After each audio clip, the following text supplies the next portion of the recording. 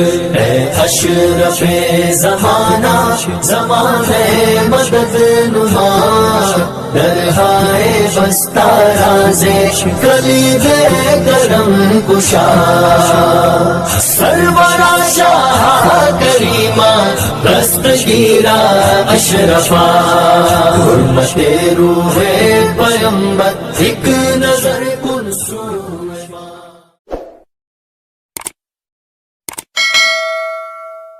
دیر سے آپ تمامی خواتین و حضرات ذکر خدا ذکر رسول علماء ملت اسلامیہ کی زبانی سماعت فرما رہے تھے اور اپنے قلوب و اذہان کو منور و مجلہ کر رہے تھے. تھوڑی دیر کے لیے میں بھی آپ کے درمیان حاضر ہوں. سمے بھی ہو رہا ہے اور آپ کے چہروں پر رات کے سناٹے کا اثر بھی دکھائی دے رہا ہے. معلوم یہ کرنا چاہتا ہوں کہ آپ لوگ کچھ سنیں گے یا اپنی باڑی جائیں گے؟ سنیں گے. کتنے لوگ نہیں سنیں گے؟ ہاتھ اٹھا کے بتاؤ نا. کوئی بھی نہیں. ماشاء اللہ آپ تو سب سمجھدار آ رہے ہیں.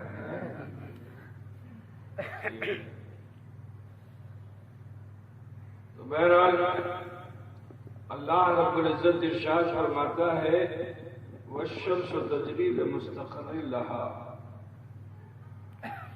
اور سورج اپنے مستقر پر تیر رہا ہے.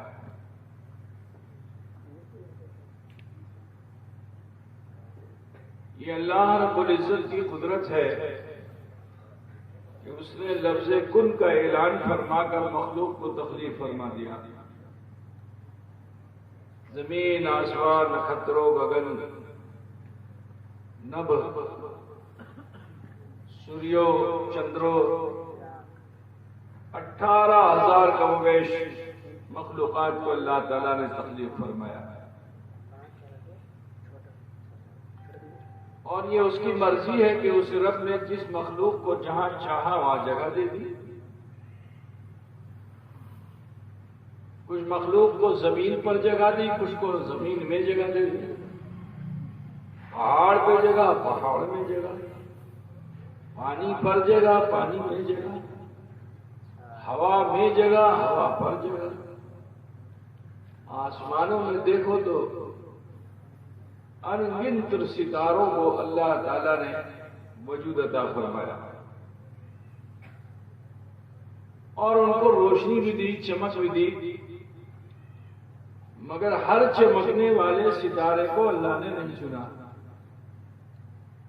ان تمام نکھتروں میں سے اللہ نے ایک نکھتر کو چنا جس کا نام ہے سوریو. سمجھ رہے نا آپ لوگ؟ اور جب سورج کو اللہ نے چنا تو اللہ تعالیٰ نے اسے حکم کے عمل میں لگا دیا. جس کا سلیکشن اللہ کرتا ہے اس کو اللہ حکم میں رکھتا ہے. تو حکم کیا کہ سکالے صبح کو ادے ہونا ہے اور سندھیا ویلاست ہونا ہے. کام سورج نے اللہ کے حکم کو مان لیا. سورج صبح کو نکلا، شام کو ڈوبا، صبح کو نکلا، شام. یہی تو کام ہے نا سورج کا. تو دیکھو جو چیز روٹیٹ ہو جاتی ہے، روٹیشن سمجھتے ہیں نا؟ تو جو چیز روٹیٹ ہوتی ہے اللہ اس میں پاور دیتا ہے، اس میں شکتی دیتا ہے. تو جب یہ سورج روٹیٹ ہو گیا، صبح نکلا شام ڈوبا، صبح نکلا شام ڈوبا، تو اللہ تعالیٰ نے اس میں شکتی دی، پاور دیا. اور ایسا پاور دیا کہ آسمان میں وہ رہتا ہے لیکن اس کے پاور کا اثر دنیا میں دکھائی دیتا ہے نا؟ اگر سورج نہ نکلے تو دنیا کا نظام چلے گا؟ نہ چڑیا چہکے گی، نہ پانی برسے گا، نہ آبشار کا وجود ہوگا، نہ بغان میں گاچھ ہوگا، نہ ہمارے بدن میں سانس ہوگی، آکسیجن بھی نہیں ہوگی. ٹھیک ہے؟ تو پتہ کیا چلا کہ دیکھو حکم کی اطاعت کرنے میں اللہ شکتی دیتا ہے، جو حکم کو مانتا ہے اللہ اس کو پاور دیتا ہے. اور جب اللہ نے سورج کو پاور دیا تو اس کے سولر سسٹم سے اس دنیا کا نظام باقی ہے. عزیزو ذرا سوچو کہ سورج تو میرے مصطفیٰ کے چرنوں کی دھول ہے. اگر وہ مصطفیٰ کے چرنوں کی دھول سے روشنی مانگ لے تو آسمان میں رہ کر زمین کا ناظم بن جاتا ہے. ذرا سوچو کہ جس کو رب نے شمس الضحیٰ کہا اس کے پاور کا عالم کیا ہوگا، اس کی شکتی کا عالم کیا ہوگا. وہ تو اتنا پاور والا ہے کہ جہاں جہاں خدا کی خدائی ہے وہاں وہاں مصطفیٰ کی مصطفائی ہے.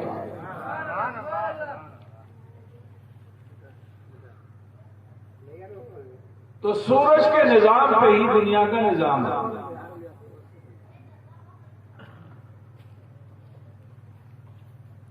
لیکن اس سورج کی سولر سسٹم سے جو پانی زمین پہ 3 حصے پہ جس کو سمندر کہتے ہیں، جب سورج کی گرمی اس پہ پڑتی ہے تو وہ پانی لطیف ہو جاتا ہے، ہلکا ہو جاتا ہے. دن بھر سورج کی گرمی سے بےتاب رہتا ہے. مگر اللہ تعالی نے اپنی قدرت سے آسمان میں ایک اور مخلوق بنائی، اس کا نام ہے چندرو. کیا نام ہے؟ اس کے پاس روشنی نہیں، آلو نہیں ہے. سارے آسمان میں رہنے والے نکھتر جتنے ہیں سب کے پاس آلو ہے. ایک واحد چاند ہے جس کے پاس کوئی آلو نہیں ہے. جب اللہ نے سورج کو پاور دیا، حکم کے عمل میں لگایا، تو اس کو تو عرشا ہونی چاہیے تھی، اس کو ہنسا ہونی چاہیے تھی. لیکن اس چاند کو نہ عرشا ہوئی نہ ہنسا ہوئی، بلکہ اس کو اس سورج سے اور بھالوباسا ہو گئی.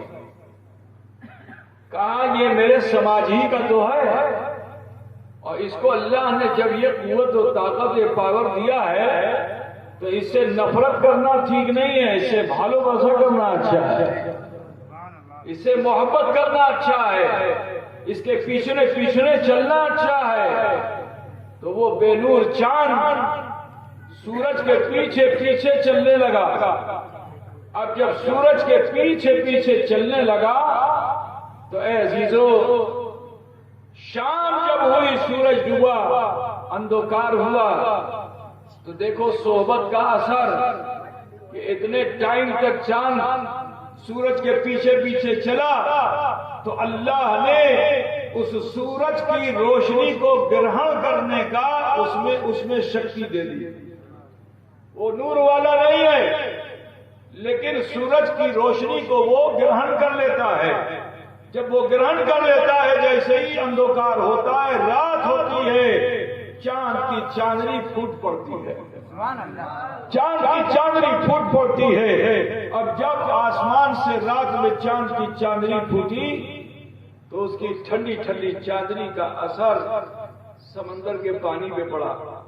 جو پانی دن بھر چل رہا تھا، گرم تھا، چاند کی چاندنی کے اثر سے جو ٹھنڈا ہوا تو پھر اس پانی کو بھی اس چاند سے بھالوباسا ہو گئی، کیونکہ اس چاند نے اس پر احسان یہ کیا تھا کہ اس کی گرمی اور جلن کو دور کر دیا تھا، اسے راحت دے دی تھی.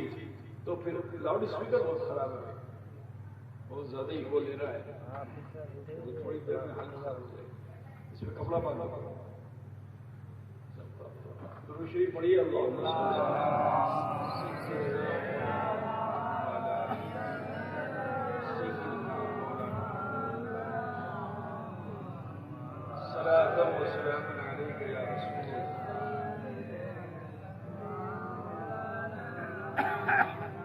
تو سماعت کرو میرے بھائی.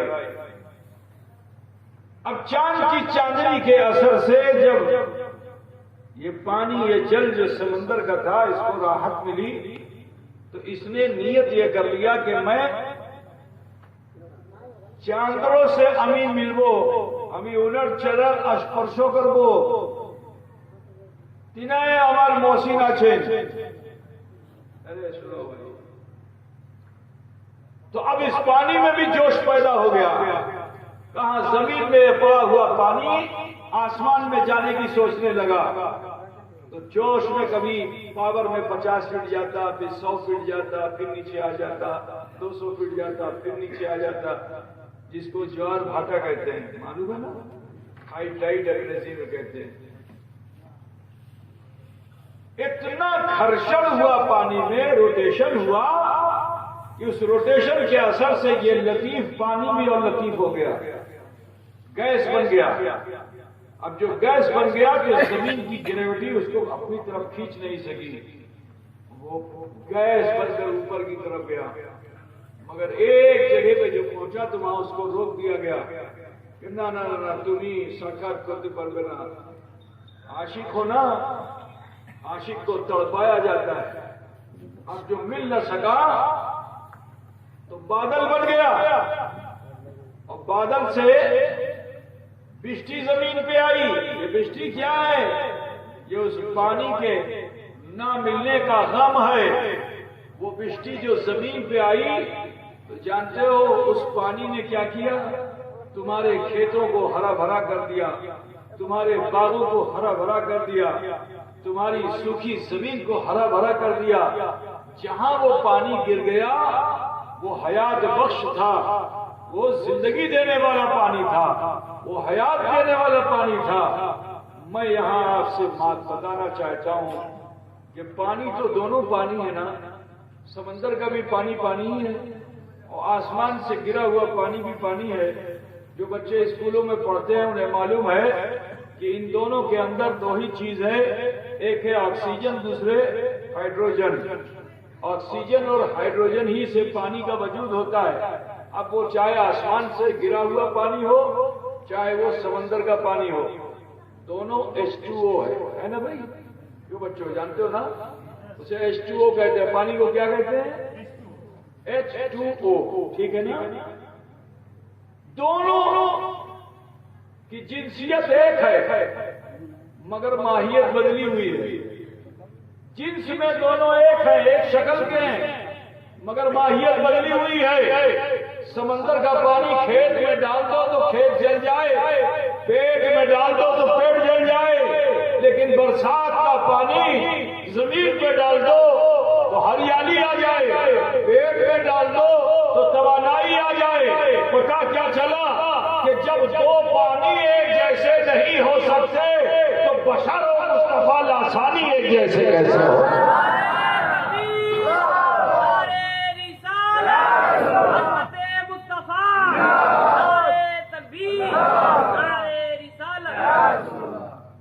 سمجھ میں بات آ رہی نا بھائی؟ میں وہ سرلتا کے ساتھ بجھانا چاہتا ہوں تاکہ دل میں بات پہنچ جائے.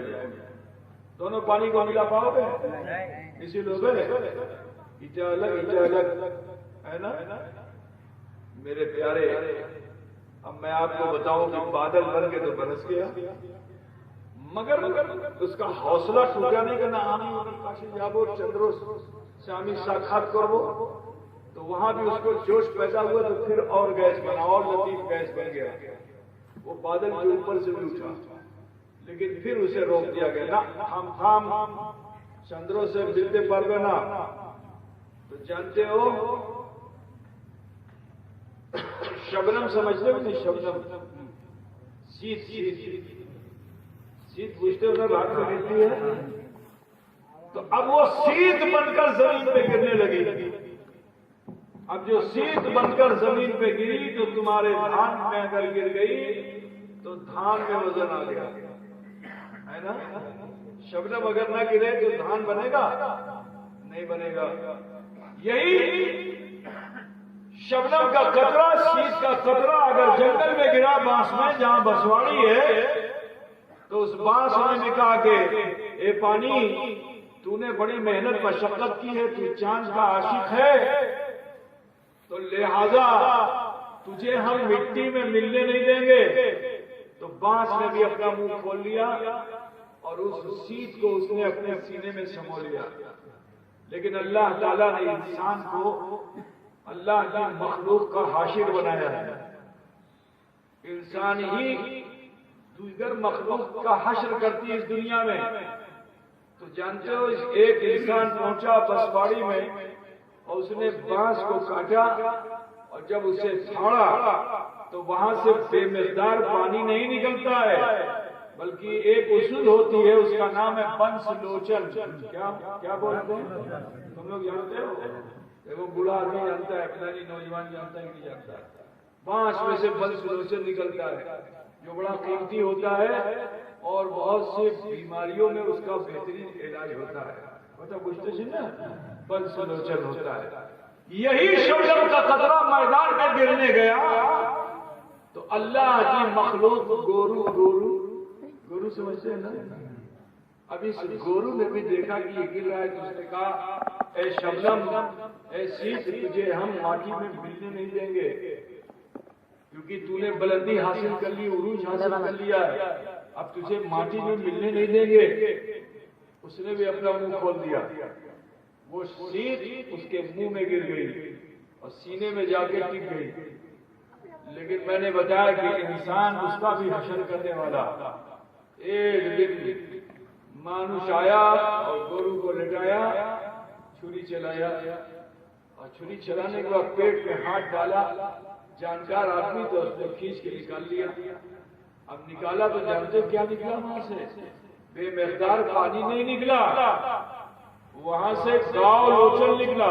اب تم لوگ کیا بولتے ہو پتا نہیں، گاؤ لوچن پیلا پیلا ہوتا ہے، بڑا مہنگا بکتا ہے، وہ بھی دوا میں کام آتا ہے۔ پانی گیا تھا، بنا کیا؟ گاؤ لوچن۔ یہی پانی جب جنگل میں گرنے لگا تو ہاتھی نے اپنے سونڈ کو اٹھایا، کہا تجھے ماٹی میں ملنے نہیں دیں گے۔ ذرا سوچو، جو بلندی پا لیتا ہے، اگر بے مقدار پانی کا قطرہ ہی کیوں نہ ہو، اسے اللہ کی مخلوق مٹی میں ملنے نہیں دیتی ہے۔ کتنے نادان ہیں وہ لوگ کہ جو موصلے انسانیت کے لیے یہ کہتے ہیں کہ وہ مٹی میں مل گئے، تجھے معلوم نہیں کہ ان کی بلندیاں کیسی ہیں، وہ تو خدا کو دیکھنے والے، خدا مزہ کی سیر کرنے والے۔ جو آدھے راستے روک دیا جائے اس کی یہ قدر ہے، اور جو سارے راستوں کو طے کر کے جہاں راستہ نہ ہو، جہاں مکان نہ ہو، وہاں پہنچ کر خدا کا دیدار کرے، اس کو یہ کہو میرے عزیز۔ تو ہاتھی نے کہا ماٹی میں ملنے نہیں دیں گے، سونڈ کے ذریعے اس نے اپنے دماغ میں رکھ لیا۔ کچھ دنوں میں اس کا بھی حشر ہوا۔ اب جب اس کا سر پھاڑا گیا تو وہاں سے پانی بے مقدار نہیں نکلتا، بلکہ انمول موتی نکلتا ہے، جس کو ہاتھی ہے نا، اس کو کہتے ہیں گج مٹا۔ بہت بڑا موتی بن جاتا ہے اس کی پیشانی میں جا کر، جو کروڑوں کروڑ کا ہوتا ہے، بہت مہنگا ہوتا ہے، ٹھیک ہے نا۔ لیکن یہی شبنم کا پانی پھر سمندر میں بھی گرنے لگا، تو سمندر کی تہ میں سیتو، جس کو تم لوگ بولتے ہو سیتو، جھنک، کیا بولتے ہو؟ جھنک بولتے ہو نا۔ آم کا سیزن آ رہا ہے، بچے لوگوں نے دیکھا اس کو اسی سے چھل چھل کے آم کھاتے ہیں، ہم نے دیکھا تمہارے وہاں چھوٹے بچے لے کر کے اس کو چھل کے کھا رہا ہے، اس کو کیا بولتے ہیں؟ جھنک بولتے ہیں نا۔ تو سمندر میں ہوتا ہے، بہت بڑا ہوتا ہے، اس کو سیت بولتے ہیں، ٹھیک۔ تو سمندر کی تہ میں تھا، جب سیت گرنے لگی تو سمندر کی تہ سے نکل کر مد و جزر کا مقابلہ کرتا ہے۔ ذرا سوچو پانی میں کتنا پاور ہوتا ہے کہ آپ کنارے بھی رہو نا تو آپ پر تھپیڑے پڑے تو آپ الٹ جائیں گے، آپ کو چوٹ آئے گی تو بے ہوش ہو جائیں گے، لیکن وہ سمندر کی تہ میں رہ کر کے بھی آرام سے تھا۔ مگر اس سیت کو آتے ہوئے جو دیکھا کہیں یہ پانی میں نہ مل جائے، تو لہذا وہ اوپر آتا ہے، پانی میں اپنا منہ کھول دیتا ہے اور اس سیت کا انتظار کرتا ہے۔ جیسے ہی وہ سیت آتی ہے، اسے وہ اپنے منہ میں بند کر کے اور پھر پانی سے مقابلہ کرتا ہوا کہاں پہنچتا ہے؟ سمندر کی تہ میں، جہاں یاقوت و زمرد کے پہاڑ ہیں، جا کر کے اسے پکڑ کر کے رہ جاتا ہے۔ مگر میں نے بتایا کہ اللہ کی ہر مخلوق کا حاشر انسان ہے، تو یہ انسان اس کا حشر کرنے کے لیے سمندر میں ڈبکی لگاتا ہے، غوطہ لگاتا ہے، اور تہ میں جا کر کے اسی جھینک کو نکال کے لاتا ہے اور میدان میں لا کر کے اس کو پھاڑتا ہے۔ تو جب اسے پھاڑتا ہے تو وہاں سے بے مقدار پانی نہیں نکلتا، انمول موتی نکلتا ہے۔ بابا تم بڑے خوش نصیب ہو مسلمانوں کہ تمہارے وہاں یہ اللہ والے بزرگ تشریف لاتے رہے، حضور اشرف الاولیاء آئے اور بھی بزرگ بہت سے آئے جنہوں نے اپنے دامن میں تمہیں جگہ دے دی۔ کل میدان محشر تمہارے پیروں کا بھی حشر اللہ کرے گا، اور جب محشر میں تمہارے پیروں کا حشر ہوگا اور ان کا دامن کھولا جائے گا تو وہاں سے تم بے مقدار نہیں نکلو گے، انمول موتی کی طرح چمک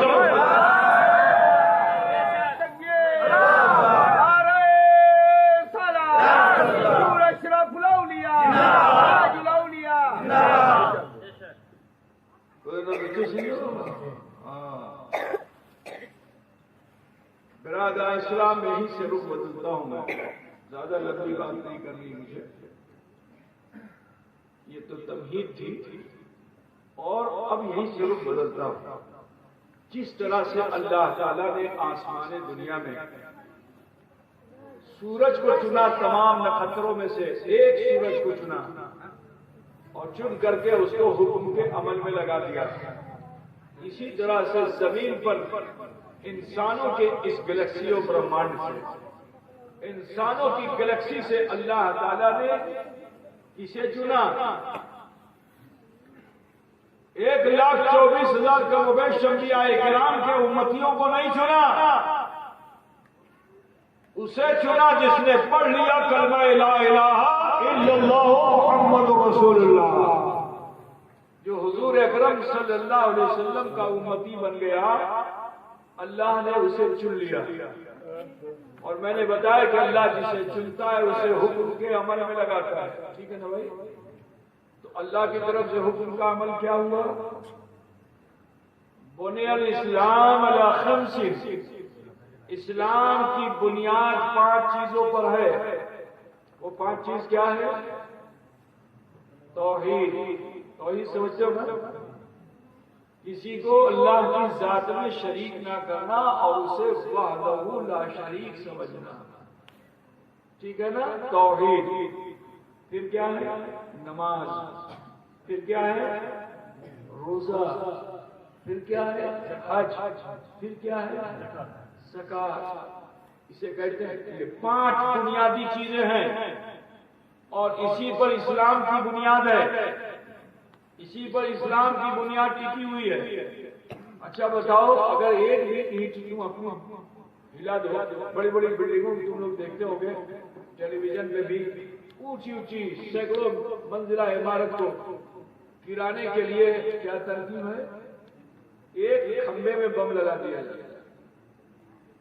اب اگر ایک کھمبے میں بم لگا دیا، کھمبا بھنگ گیا، تو اگر وہ کھمبا بھنگ گیا تو عمارت کھڑی رہے گی؟ بولیے، ایک بھی کھمبا اگر نہ رہے تو بنیاد میں آپ ایک میں بم لگا دو اور وہ ٹوٹ جائے، اس کو توڑ دو، تو ایک کھمبا اگر توڑ دو گے تو ساری مضبوط عمارت جو ہے وہ ٹکے گی نہیں، سب کے سب گر جائے گی، ٹھیک ہے نا؟ اسلام کی بنیاد کیا ہے؟ توحید، نماز، روزہ، حج، زکات، ہے نا؟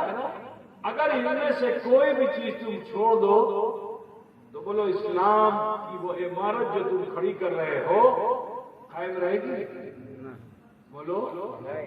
آج جو یہ دشواریاں پیش آ رہی ہیں اس کی ایک وجہ یہ ہے کیونکہ ہم کہتے تو ہیں مسلمان ہیں مگر توحید کامل طریقے سے نہیں، نماز کامل طریقے سے نہیں، روزہ کامل طریقے سے نہیں، حج کامل طریقے سے نہیں، زکات کامل طریقے سے نہیں۔ تو جب کامل طریقے سے تم نے عمل نہیں کیا تو تم مکمل مسلمان کیسے ہو گئے مسلمانوں؟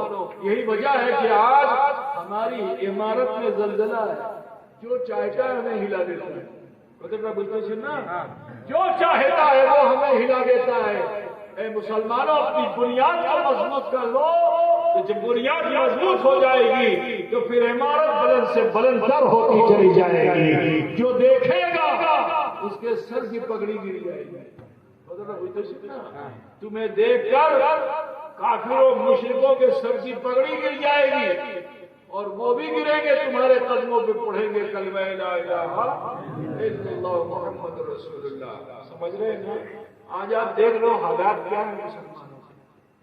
آج ہم اور آپ کس حالت میں پہنچ چکے ہیں, اس پر غور کیجئے کہ ہمارے باپ دادا بہت بڑی جماعت کے ساتھ نہیں تھے, تھوڑے تھوڑے تھے, مگر جہاں گئے انہوں نے عزت پائی, جہاں گئے انہوں نے عزت پائی. لیکن آج کیا وجہ ہے کہ ہم عزت نہیں پا رہے ہیں؟ آج جگہ جگہ ہمیں رسوائی کا سامنا کرنا. بھائی بند کر دیں تب کا پورا ہوگا, ابھی ہو جائے گا, ابھی تو فاتحہ ہوگا, بہت کچھ ہوگا. ابھی جو چکر میں لگا ہے جلدی سے کھجور مل جائے ہم کو. سنیں گے بھائی؟ تو سنو, اسلام کی بنیاد 5 چیزوں پہ ہے, جس کو ہم نے صحیح طرح سے قائم نہیں کیا, جس کی بنیاد پہ آج ہمیں دشواری ہے. یہ تو جیون بھر کا معاملہ ہوا.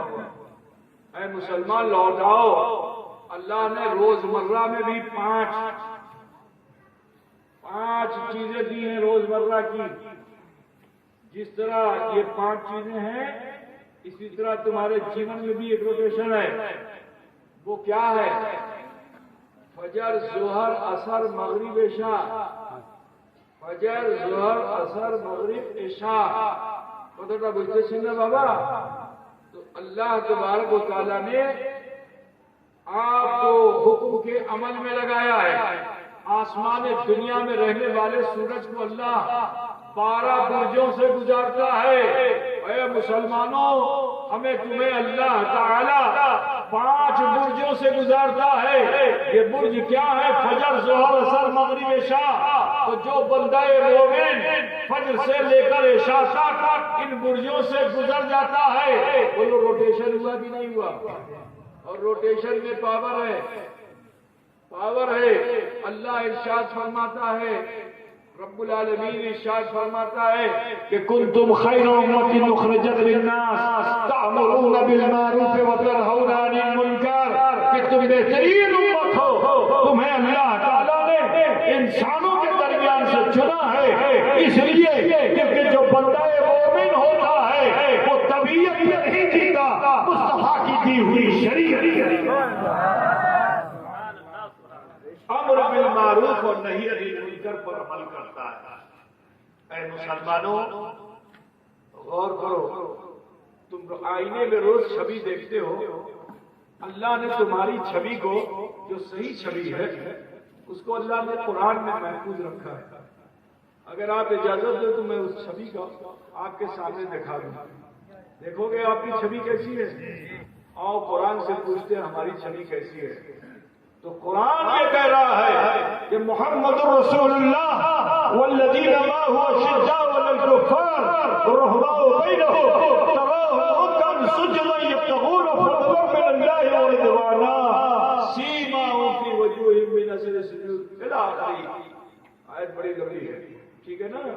تو سنو, اس کا انواد سنو تو سمجھ میں آئے گا کہ ہماری چھوی کیسی ہے. اللہ ارشاد فرماتا ہے کہ محمد صلی اللہ علیہ وسلم یہ اللہ کے رسول ہیں, اور ان کے ماننے چاہنے والے جو ہیں یہ کافروں پر شدت پسند ہے. کس پر شدت پسند ہے؟ اب کافر ہم کس کو سمجھتے ہیں؟ خالی ہندو کافر ہے, خالی یہودی کافر ہے, خالی عیسائی کافر ہے؟ نہیں, کلمہ پڑھنے والا بھی اگر ہے اور وہ شان رسالت میں توہین کرتا ہے تو وہ کافر ہے. اللہ کے برابر کرتا ہے تو وہ بھی کافر ہے, ٹھیک ہے نا؟ فرشتوں میں اعتماد نہیں رکھتا ہے تو بھی کافر ہے, ٹھیک ہے نا؟ مرنے کے بعد اٹھنے پر بھی اگر عقیدہ نہیں ہے تو بھی کافر ہے. ٹھیک ہے، 7 چیزوں پہ اگر اس کا یقین نہیں ہے تو سیدھا کافر. تو پوچھتے چلے بابا کیا وہ 7 چیزیں آپ پڑھتے ہو نا؟ ایمان مجمل و مفصل ہے. آمنت باللہ و ملائکتہ و کتبہ و رسولہ والیوم الآخر والقدر خیرہ و شرہ من اللہ تعالی والبعث بعد الموت. قدر پوچھتے سے نا یہ 7 چیزیں ہیں. اگر ان میں سے کسی کو بھی کمزور سمجھ لیا تو پھر تم کمزور ہو گئے اسلام میں، پھر تم مومن نہیں کافر تم بھی ہو. تو قرآن کیا کہہ رہا ہے؟ محمد رسول اللہ والذین معہ اشداء علی الکفار، کہ ان کے ماننے چاہنے والے کافروں پر شدت پسند ہے. مگر شریعت میں کافر کے تعلق سے کیا کہا گیا کہ اگر کافر جو ہے ذمہ ہو جائے، کافر جو ہے جزیہ دینے لگے، تو پھر اس کافر کے لیے حکم یہ ہے کہ اس کی حفاظت سپاہی نہیں کرے گا مسلمانوں کا، پورا مسلم سماج اس کے کافر کی حفاظت کرے گا اگر وہ ذمہ ہو جائے جزیہ دینے لگے. تو میں پوچھتے نہیں ہوگا اپنے گھر پہ قائم رہے، لیکن وہ اگر ذمہ بن جائے جزیہ دینے لگے تو اس کی حفاظت پورا مسلم سماج کرے گا. اور حدیث شریف میں آیا ہے کہ اگر کسی ذمی کافر کو کسی مومن نے بغیر عذر شرعی قتل کر دیا تو آقا فرماتے ہیں کہ کل میدان محشر میں اس ذمی کافر کی طرف رہوں گا. اب ذرا سوچو کہ اگر حضور روز محشر ہماری سفارش نہ کریں تو اس ذمی کافر کی طرف ہو جائیں گے تو ہمارا حال کیا ہوگا؟ مطلب مجھتے سمجھے بابا. تو یہ ہے اسلام. اشداء علی الکفار اور رحماء بینہم. تم اپنی چھوی کو دیکھو، کیا تمہاری چھوی جیسی قرآن میں ویسے تم ہو؟ رحماء بینہم، اور آپس میں صلہ رحم ہوتے ہیں. آج ہم کافروں سے دوستی کرنے میں بہت جوش میں ہیں. جو نبی کی شان میں توہین کرے وہ مومن ہوگا کہ کافر ہوگا؟ بولو بھائی کافر ہوگا. اور تم اس سے دوستی کرنے پہ آمادہ ہو، اس سے رشتہ داری کرتے ہو، اس سے رشتہ داری کرتے ہو. ٹھیک ہے نا؟ تو اس سے رشتہ کرنا، اس سے ناطی داری کرنا، اس کا مطلب یہ ہے کہ آپ اپنی چھوی کے مطابق نہیں ہیں. چھوی میں تو یہ اشداء علی الکفار، ٹھیک. اور جو تمہارا اپنا رشتہ دار اس سے تم جھگڑا کیے ہوئے ہو، بولو اپنی چھوی کے حساب سے ہو. تمہاری تصویر تو یہ ہے کہ تم صلہ رحم بنو، بھائی بھائی کے کام آئے، رشتہ دار کے کام آئے، پڑوسی کے کام آئے. رحماء بینہم کا معنی یہ ہے کہ ایک دوسرے کے لیے ہمدرد بنو، غمگسار کرو. لیکن ہم مسلم سماج میں دیکھ رہے نفرتوں کی بڑی اونچی دیواریں کھڑی ہو گئی ہیں. بھائی کا نہیں ہے، رشتہ دار کا نہیں ہے، پڑوسی کا نہیں ہے. ہم کلمہ تو ضرور پڑے ہوئے ہیں لیکن ہماری چھوی بدلی ہوئی ہے. سنو اور آگے سنو، تمہاری تصویر اللہ کیسا دکھا رہا ہے. اللہ ارشاد فرما رہا ہے کہ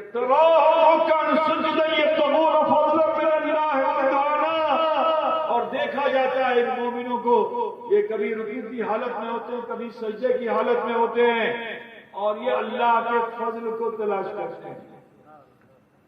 اب بہت سے نمازی ہمیں دکھائی دیتے ہیں لوٹا تھالی والے، یہی کامیاب ہی لگتا ہے. لیکن نہیں، نماز پڑھتے ہیں کچھ لوگ مگر وہ نماز ان کے کام آنے والی نہیں ہے، کیونکہ اللہ فرماتا فویل للمصلین الذین هم عن صلاتهم ساہون، کہ ویل ہے جہنم کا سب سے نچلا حصہ ہے ان نمازیوں کے لیے کہ جو دکھاوے کی نماز پڑھتے ہیں، لوٹا تھالی لیے چلے جا رہے ہیں، مسواک لٹکائے چلے جا رہے ہیں. پتہ بھول رہا نا؟ تو ایسے نمازیوں کی نماز ان کے کام آنے والی نہیں، جہنم کا نچلا سطح ہے. لیکن سنو، اللہ فرماتا ہے اور پھر کچھ لوگ نماز میں یہ بھی کہتے ہیں جدی نبی کا خیال آشبے تو نماز ہوئے نہ. ایسا بولتے ہیں کہ جدی نبی کا خیال آشبے تو نماز ہوئے نہ. میرے عزیز، قرآن کیا کہہ رہا ہے اسے سمجھو کہ رکعن سجدا یبتغون فضلا من اللہ ورضوانا. دیکھا جاتا ہے انہیں کہ وہ رکوع اور کی حالت میں اللہ کے فضل کو تلاش کرتے ہیں. کیا تلاش کرتے ہیں؟ اللہ کو فضل کو. اچھا اللہ کا فضل ہے کیا؟ پیڑ ہے کہ پہاڑ، پانی ہے کہ پربت کی اچھے اللہ فضل کی اچھے جنت আছে لو আছে قلم আছে کرسی আছে کی اچھے. تو سنو، جب غور کرو گے تو نہ پیڑ ہے اللہ کا فضل، نہ پہاڑ اللہ کا فضل، نہ اللہ کا فضل ہے کیا؟ جو تم کھانا کھا رہے ہیں اللہ کا فضل ہے کیا یہ اللہ کا فضل؟ تو جب ڈھونڈو گے تو پتہ یہ چلے گا کہ اللہ کا فرمان یہ ہے کہ لولا کلمہ خلقت الافلاک والارضین، کہ محبوب اگر آپ نہیں پیدا کرتا تو نہ آسمان بناتا نہ زمین بناتا. تو پتہ کیا چلا کہ یہ زمین و آسمان جو کچھ بھی دو جہاں میں ہے یہ فضل اللہ نہیں ہے، یہ فضل حبیب اللہ، یہ فضل حبیب اللہ ہے. تو پھر فضل اللہ کیا ہے؟ تو مجھے کہنے دے دو کہ فضل اللہ ہی تو جناب حبیب اللہ. نعرے تکبیر، نعرے رسالت، عظمت مصطفیٰ. اللہ کا فضل کون ہے؟ جناب محمد رسول اللہ. خود رسول پاک فرماتے ہیں اللہ موتی وانا اللہ دیتا ہے اور میں بانٹتا ہوں. پتہ کیا چلا اللہ کا فضل جناب محمد رسول اللہ صلی اللہ علیہ وسلم. اور جو لوگ نمازوں میں نبی کو نہیں ڈھونڈ پاتے ہیں ان کی نماز قابل نہیں ہوتی ہے.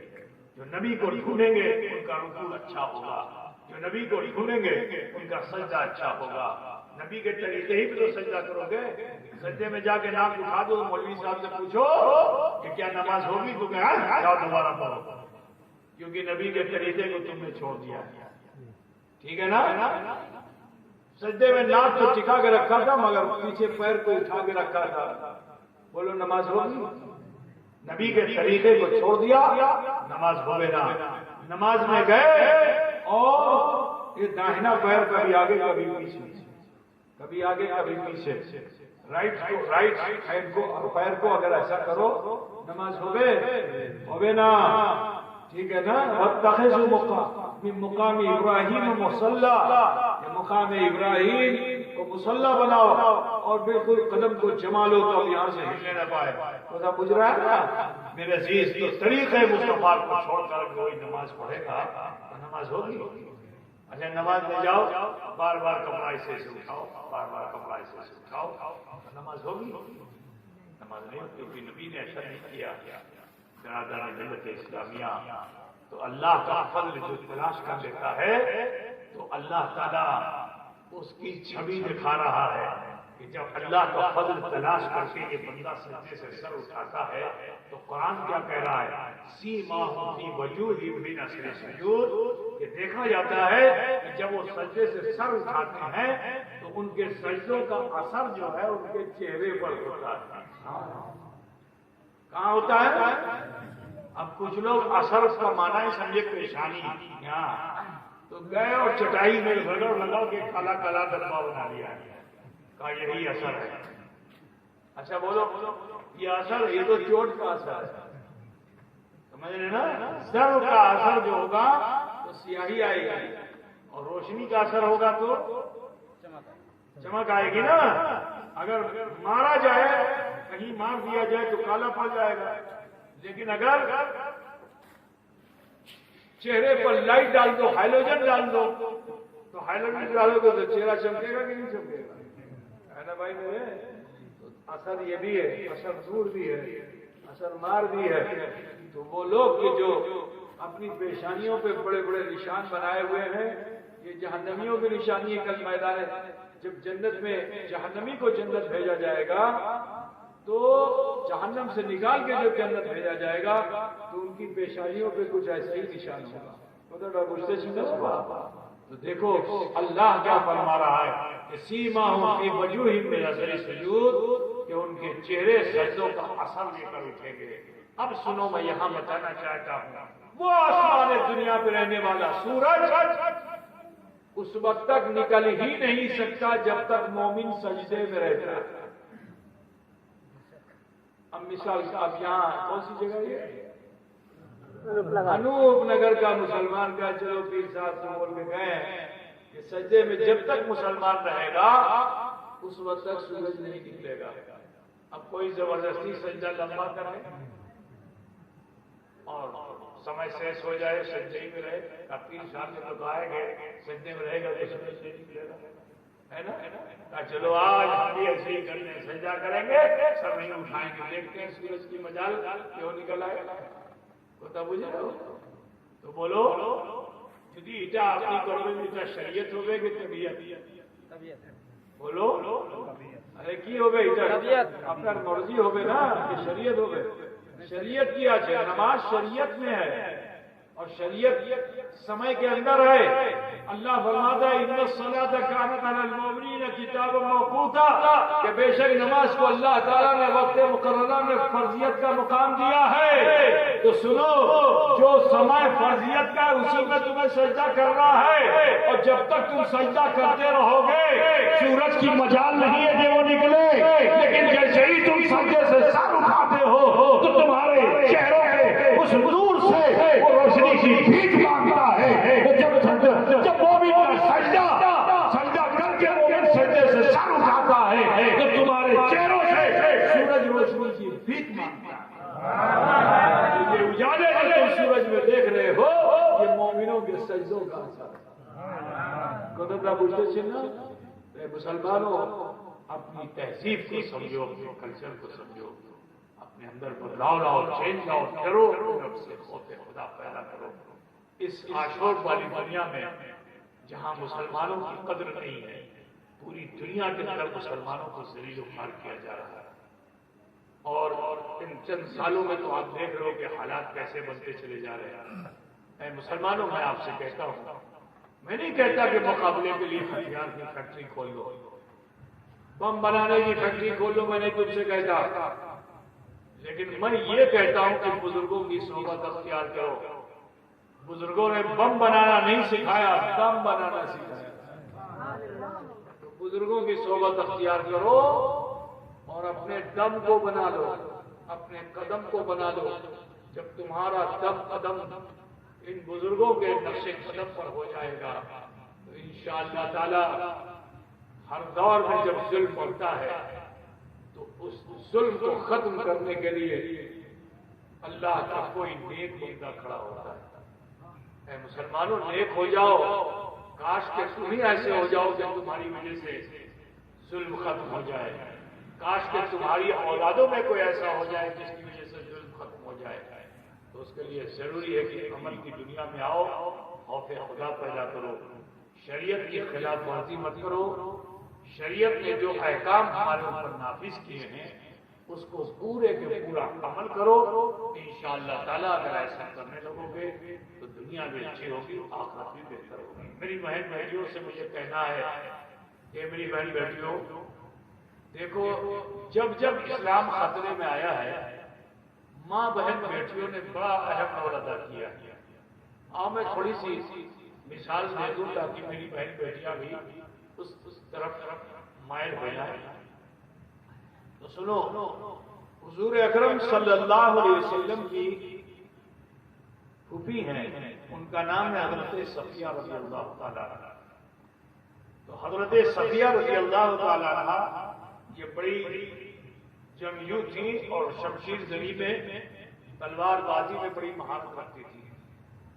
پہلے جنگوں میں بھی شریک ہو جاتی تھی. کوئی ان کے مقابلے کا نہیں تھا.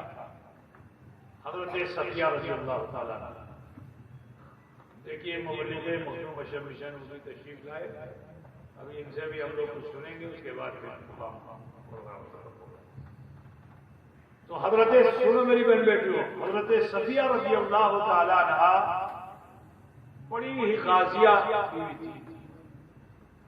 لیکن سن 2 ہجری میں ہی پردے کا بھی حکم آ گیا. سن 2 ہجری میں کئی احکام آئے ہے نا. پردے کا حکم آ گیا. جنگ بدر ہو گئی اور جنگ بدر کے بعد پردے کا حکم آ گیا. رمضان کی فرضیت کی اسی سن 2 ہجری میں آئی اور پردے کا بھی حکم آ گیا. اب جب پردے کا حکم آ گیا تو ماں بہن بیٹیاں سب پردے میں رہنے لگی. پردہ، اور اس زمانے کا پردہ بڑا سخت تھا، آج تو پھر بھی بڑا آسان ہے۔ اس زمانے میں پردہ جانتے ہو، آنکھ کا بھی پردہ تھا، ایسے کراس کر کے عورتیں جو ہے نقاب پہنتی تھی، ایک ہی آنکھ سے دیکھ سکتی تھی، بس اتنا سخت پردہ تھا، ذرا سوچو۔ جیسے ایسے لٹکاتی نا، پہلے ایسے کراس، یہ حصہ خالی اتنی آنکھ سے نکلی ہوئی ہوتی تھی، بس ایک ہی آنکھ سے دیکھو، کیونکہ دونوں آنکھوں کو دیکھنے سے اس کے حسن سے کوئی متاثر ہو سکتا ہے، اس لیے شروع اسلام میں پردہ اس طرح کا تھا۔ بعد میں بھی چہرے کا پردہ ختم ہو گیا، مطلب بجھ گئے نا، بند کر کے رکھو بہت اچھی بات، لیکن چہرے کا پردہ نہیں، یہاں تک کلائی سے یہاں تک کا پردہ نہیں، ٹھیک ہے۔ تو اب جب پردے کا حکم آ گیا کہ سب کے سب عورتیں تو گھر میں ہوئی، اور اسی سمے جنگ احد ہوئی تھی۔ جنگ احد سمجھتے ہو آپ؟ اب جو جنگ احد کا موقع آیا تو حضرت صفیہ بہت پرجوش، بڑی بے قرار، یا اللہ کاش کے ہمیں بھی میدان جنگ میں جانے کا موقع ہوتا، ہم بھی جاتے ہوئے، پردے کا حکم آ گیا۔ تو حضرت صفیہ نے تمام عورتوں کو جو انصار مہاجرین کی جن کو جمع کیا اور انہیں جوش دلایا کہ چلو ہم لوگ رسول پاک کے پاس چلیں گے، اپنی بات رکھیں گے۔ غور سے سنو میری بہن بیٹھو، کہا چلو رسول پاک کے پاس چل کے ہم اپنی بات رکھیں گے۔ تو اب وہ عورتوں کی جماعت لے کر حضرت صفیہ حضور اکرم صلی اللہ علیہ وسلم کے پاس آ گئی اور عرض کیا، یا رسول اللہ، اگر ہم میدان جنگ میں تلوار نہیں چلا سکتے تو کیا زخمی لوگوں کے لیے مرہم پٹی نہیں کر سکتے، نرسنگ کا کام نہیں کر سکتے، کیا ہم روٹیاں نہیں پکا سکتے، کھانا نہیں پکا سکتے فوجیوں کے لیے؟ یا رسول اللہ، ہم بھی میدان جنگ میں چلیں گے۔ تو رسول پاک صلی اللہ علیہ وسلم نے ان کی اس عرضداشت کو قبول کر لیا اور فرمایا ٹھیک ہے، تم لوگ بھی چل سکتی ہو، لیکن خیمے میں رہنا، کوئی اگر زخمی ہو جائے تو اس کی مرہم پٹی کرنا اور ورنہ ان کے کھانے پینے کا انتظام کرنا۔ حضرت صفیہ جماعت کو لے کر آ گئی تھی جنگ احد میں، اور خیمے میں یہی ہو رہا تھا، کھانا پک رہا تھا، کوئی زخمی ہو جاتا تو اس کی مرہم پٹی۔ لیکن جب جنگ کا منظر پلٹا اور مسلمان پسپا ہونے لگے، یہاں تک کہ اللہ کے رسول صلی اللہ علیہ وسلم کے دندان مبارک شہید ہو گئے، اور شورا یہ ہو گیا کہ اللہ کے رسول شہید ہو گئے، تو جو مجاہدین اسلام سے تلوار بازی کر رہے تھے، جان بچانے کے لیے بھاگ کے خیمے کی طرف آنے لگے۔ تو جس وقت خیمے کی طرف وہ مجاہدین آنے لگے تو حضرت صفیہ نے عورتوں سے کہا، دیکھو آنے والا تمہارا سوامی بھی ہو سکتا ہے، تمہارا بیٹا بھی ہو سکتا ہے، تمہارا بھائی بھی ہو سکتا ہے، مگر اس سمے اس کو یہ مت دیکھو کہ یہ تمہارا کون ہے، یہ دیکھو کہ یہ میدان جنگ چھوڑ کے آ رہا ہے، تو اس کو ڈراؤ کہ موت وہاں بھی ہے، موت یہاں بھی ہے، کیونکہ اتنے دنیا میں دامی مار دو۔ عورتیں تیار ہو گئی، کسی کے ہاتھ میں بیلن، کسی کے ہاتھ میں جھاڑو، کسی کے ہاتھ میں خیمے کی چناب، سب لے لے کے کھڑی ہو گئی۔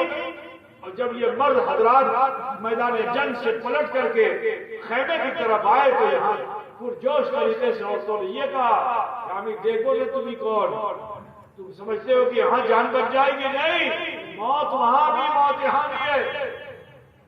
یہ دیکھ رہا ہمارے ہاتھ میں، یہ بیلن ہے، یہ پگڑا ہے، یہ جھاڑو ہے، یہ خیمے کی چناب ہے، تمہارے سر پھاڑ دیں گے، ہم یہ نہیں دیکھیں گے تم سے ہمارا رشتہ کیا ہے۔ تو وہ مجاہدین جب شرمندہ ہوئے تھے، وہی پلٹ کر کے واپس جو ہوئے تھے، تو کفار اور مشرکین کے سر پہ جب وہ سوار ہوئے، موت کے گھاٹ میں اتار دیا، اور ان کا حال یہ ہوا کہ وہ اپنی پوٹلیاں چھوڑ چھوڑ کر کے، وہ ستو والی جنگ بھی کہی جاتی ہے، پوٹلیاں چھوڑ چھوڑ کر کے وہ بھاگے تھے۔ تو میری بہن بیٹیوں تم سے کہنا ہے کہ اسلام جب مشکل میں آتا ہے تو ماں بہن بیٹیوں کا کردار بہت اہم ہو جاتا ہے۔ اس سمے مسلمان بھی مشکل میں ہے، اسلام بھی مشکل میں ہے۔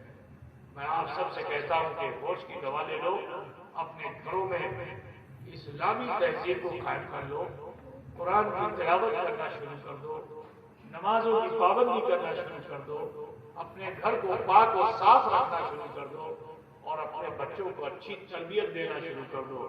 انشاءاللہ اگر گھر گھر میں یہ تہذیب عام ہو گئی تو انشاءاللہ وہ دن دور نہیں کہ پھر وہ ظالم کہ جو آج مسلمانوں کے در پہ آزاد ہیں، انشاءاللہ ہماری ماں بہن بیٹیوں کا یہ عمل اور یہ کردار، اس کا اثر ایسا ہوگا کہ وہ کافر و مشرک گھٹنا ٹیکیں گے اور پڑھیں گے کلمہ لا الہ الا اللہ۔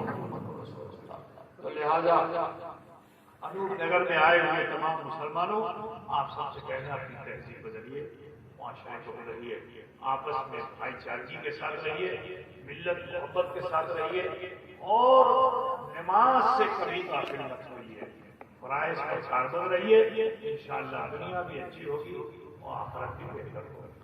وقت بہت ہو چکا ہے، میں چاہتا ہوں کہ اس آخری لمحے میں ہم سے آپ کو سب سے بڑی خطائیں ہوئی ہیں، اور ہم سب مل کر کے اپنے رب کی بارگاہ میں استغفار کر لیں تاکہ اللہ تعالیٰ